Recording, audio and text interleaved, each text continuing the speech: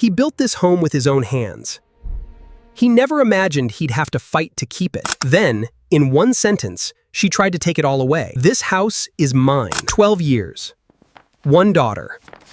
And suddenly, everything he had was in question. But someone else had been watching, and what he carried would change everything. The truth was hidden in ink and paper and pan, and it was about to set him free. If you've ever built something with your bare hands only to have someone try to take it from you, you need to hear this story to the very end, because what happens in the final 10 minutes will remind you that the truth always finds a way out. Before we begin, if stories like this move you, hit like and subscribe, because this channel is built for people who believe that quiet strength always wins in the end. Daniel Carter had always been a builder, not just of houses, but of a life. At 39, he had spent nearly 15 years as an architect, and every blueprint he drew felt like a promise to himself, a promise that one day he would build something that would outlast him. That promise came true the day he designed and helped construct the house on Maple Hollow Lane, a modest but beautiful 2-story home with wide windows that caught the morning sun and a porch his daughter Emily loved to draw on with sidewalk chalk. Emily was 11 years old, all gap-toothed smiles and endless questions. The kind of child who noticed everything, the way birds built nests in the gutter, the way her father's hands moved when he sketched a new room, the way her parents' voices had grown quieter over the last year, replaced by long silences that filled the house like fog. Daniel had married Rachel 12 years earlier, back when they were both young and hopeful, back when Rachel used to leave notes in his lunch bag, and Daniel used to surprise her with sketches of the home they'd build together one day. They had built that home, literally. Daniel had poured himself into every wall, every beam, every window frame. Rachel had picked the paint colors, the tile in the kitchen, the reading nook by the stairs. For a while, it had truly been theirs. But somewhere between Emily's first day of school and her 11th birthday, something in the marriage had quietly eroded. Daniel told himself it was just a rough patch of long work hours, mounting bills, the exhaustion of parenting. He didn't notice, or perhaps didn't want to notice, the late nights Rachel spent on her phone in the garage, the new perfume she wore to meetings, the way she flinched when he touched her shoulder.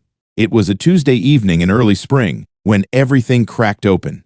Daniel had come home early, hoping to surprise Emily with her favorite dinner, only to find Rachel sitting at the kitchen table with a legal pad covered in notes, a glass of wine already half empty beside her. "We need to talk," she said, not looking up. Daniel set down the grocery bag slowly. "Okay. I want a divorce, Daniel." Her voice was flat, rehearsed, like she had practiced the words in the mirror. "And I'm keeping the house." The room seemed to tilt.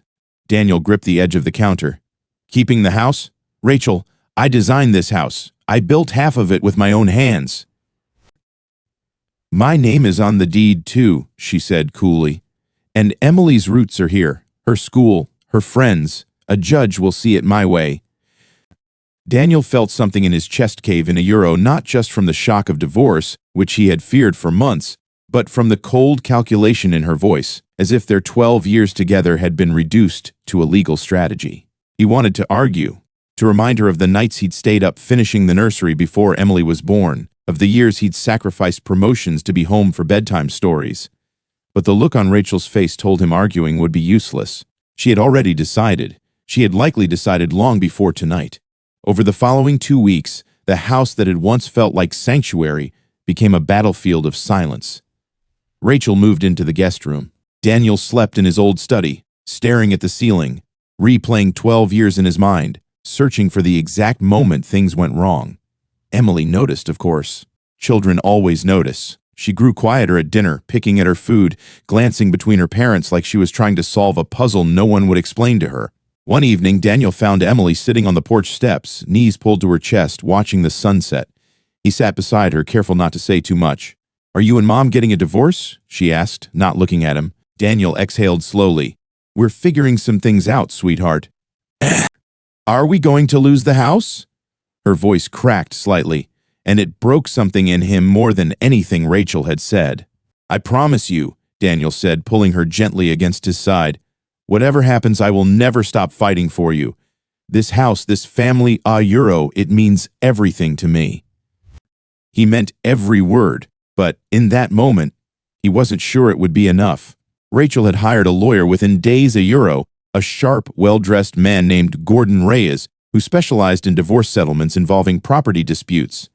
Daniel, still reeling, hadn't even found a lawyer of his own. He'd spent his savings on the house, on Emily's education fund, on keeping the family afloat during Rachel's brief stint of unemployment 2 years earlier. Legal fees felt like an impossible expense on top of everything else crumbling around him. Rachel's younger sister Chloe, 23 years old and fiercely loyal to Rachel, began visiting more frequently, always arriving with a knowing look and quiet words exchanged with Rachel in the kitchen. Daniel didn't know it yet, but Chloe had been the one who introduced Rachel to Marcus Webb, the contractor who had done renovations on their kitchen the year before, the same Marcus Webb whose name Daniel would soon discover in text messages that made his stomach turn. He found the messages by accident one afternoon while looking for a tax document on the shared family laptop. Rachel had forgotten to log out of an old email account. What Daniel saw stopped him cold. Months of messages between Rachel and Marcus, some flirtatious, some outright affectionate, references to meeting at a hotel near the hardware store, promises about when the divorce is final. His hands trembled as he read message after message, the betrayal settling into his bones like ice water. He didn't confront her immediately. Instead, he screenshotted everything, saved copies to a private cloud folder, and sat with the pain in silence for 2 days, trying to decide what to do. Part of him wanted to scream, to demand answers, to burn the house down out of sheer heartbreak.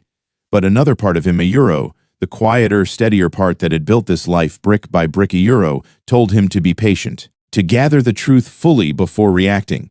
It was during this fragile, aching week that a knock came at the front door on a rain-soaked Thursday evening.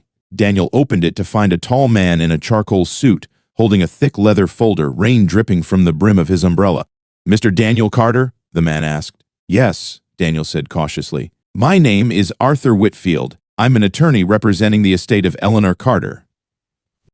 Daniel blinked. Eleanor Carter was his mother, who had passed away 3 years earlier after a long illness. "My mother's estate. That was settled years ago." "Not entirely," Arthur said, stepping inside at Daniel's invitation, shaking the rain from his coat. "There's a matter regarding the property at Maple Hollow Lane that your mother arranged before her passing, one that was never fully disclosed to you per her specific instructions until circumstances required it." Daniel's heart pounded as Arthur laid out documents on the kitchen table. It turned out that 3 years before her death, Eleanor Carter worried about her son's marriage. Even then, sensing tension she never spoke aloud, had quietly restructured the property. The land and original structure of the house had been placed into an irrevocable family trust in Daniel and Emily's names specifically, with Daniel as trustee. When Daniel and Rachel had later refinanced to fund the kitchen renovation, Rachel's name had been added only to the mortgage note for the improvements, never to the underlying property title, which remained locked within the trust. "Your mother anticipated that someday someone might try to claim this house as marital property," Arthur explained. "She wanted to make sure that whatever happened between you and your wife, this home, and your daughter's inheritance, would be protected." Daniel sat back, stunned, his eyes stinging with unexpected tears. His mother, gone 3 years, had reached across time to protect him and Emily in a moment she couldn't have known would come, but somehow feared regardless. It was the kind of quiet, fierce love only a mother carries, the kind that plans not for today, but for the storms years down the road. Arthur explained that this meant Rachel's claim to sole ownership had no legal foundation. The house itself belonged to the trust. Rachel could pursue equity related to the renovation loan, but the home Daniel had built, the walls, that held Emily's height marks penciled into the doorframe, the porch, where she drew with chalk, all of it was protected, untouchable. When Daniel showed the documents to his own newly hired attorney, a calm and thorough woman named Priya Anand, she confirmed everything. "This is airtight," she told him. "Combined with the evidence you have of your wife's infidelity, which could affect settlement terms in several ways, you are in a far stronger position than you realized." The following weeks were not without pain. Rachel, when confronted with both the trust documents and the messages Daniel had saved, went through stages of anger, denial, and eventually a hollow kind of silence. Marcus Webb quietly stopped returning her calls once his name appeared in the proceedings. Chloe, who had once looked at Daniel with thinly veiled disdain, grew distant from her sister as the full picture emerged, unable to reconcile the version of events Rachel had told her with the truth in black and white. Daniel did not gloat. He didn't need to. He focused instead on Emily Euro, on keeping her routines steady, her school pickups consistent, her Friday night pizza tradition alive even as the paperwork of divorce moved forward in the background. He sat with her on the porch many evenings, chalk dust on both their hands, rebuilding something steadier between them even as the adult world around her reorganized itself.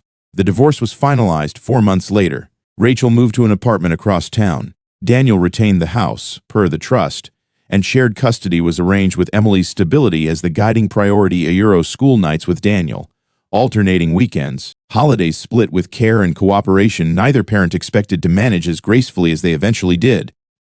In the months that followed, Daniel found himself changed, not bitter, though he had every reason to be, but clearer. He left the firm where he'd worked for a decade and opened his own small architecture practice, the kind of business he'd always dreamed of but never had the courage to start. His first major project was, fittingly, a renovation of the very kitchen his mother's foresight had helped him protect. Euro not out of nostalgia for what was lost, but as a symbol of what remained, a home built on more than wood and stone, but on love that outlasted betrayal and reached across generations to shield what mattered most. Emily, now approaching her 12th birthday, grew into a confident, resilient girl who understood far more about strength and quiet dignity than most children her age. She still drew on the porch with chalk, though her drawings had grown more intricate. Euro houses with deep foundations, trees with roots that stretched far beneath the surface, as if some part of her understood the metaphor even before she had words for it. Years later, when people asked Daniel how he survived the year his marriage collapsed and his world seemed to tilt on its axis, he would simply say, "Sometimes the people who love us plan for storms we can't see coming, and sometimes the truth, however long it's buried, finds its way to the surface exactly when you need it most." He never forgot the sound of rain on that Thursday evening, or the moment a stranger in a charcoal suit handed him back not just a house, but his future Euro and his daughters, safe and whole, exactly as his mother had quietly intended all along. If this story moved you, remember, strength isn't always loud. Sometimes it's a mother's quiet foresight, a father's patient resolve, or a daughter's unshakable trust that everything will be okay. Like this video, subscribe for more stories like Daniel's, and share it with someone who needs a reminder that the truth always has a way of coming home.